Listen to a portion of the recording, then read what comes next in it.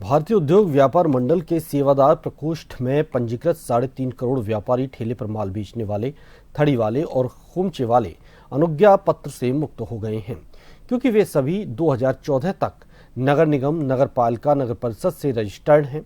हजारों ऐसे स्थल हैं जहां हजारों ठेला ठेली वाले नगर निगम, नगर पालिका, नगर परिषद से 2014 से पूर्व लाइसेंस प्राप्त कर खाने पीने का सामान बेच रही हैं।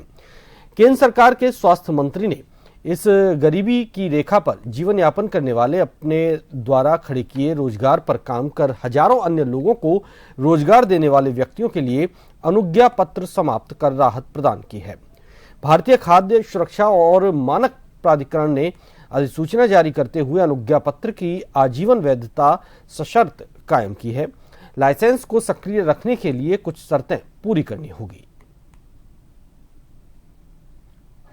और मानव प्राधिकरण दिल्ली के द्वारा करीब 3.5 करोड़ जो छोटे मोटे व्यापारी हैं, ठेले पे काम करने वाले हैं, धड़ी पे काम करने वाले हैं, मंदिरों के बाहर प्रसाद बेचने वाले हैं, बैंकों के बाहर तो लाखों बैंकों के बाहर चाय की थड़ी, कचौरी, पकौड़ी, रोली सब बेचने वाले हैं।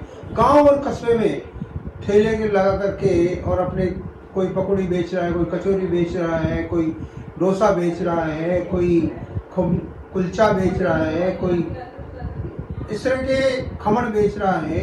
तो ये सब लोगों को जो 2014 से रजिस्टर्ड हैं नगर निगम में, नगर पालिका में, नगर परिषद में, उनको डीम्ड रजिस्टर्ड मान लिया है। धन्यवाद भारत सरकार। दूसरा ऐसा है कि इनकी एक श्रेणी उन्होंने बनाई, जो 12 लाख तक के पहले रजिस्ट्रेशन में शामिल होते थे, उनको अब 1.5 करोड़ तक की सीमा तक ले गए हैं, जो 1.5 करोड़ की सीमा तक ले गए हैं। और दूसरे श्रेणी उन्होंने बनाई, और उस श्रेणी में 1.5 करोड़ से लेकर के 12 लाख से लेकर के जो 20 लाख तक के थे, उनको 1.5 करोड़ से लेकर 50 करोड़ तक की श्रेणी में डाल दिया है।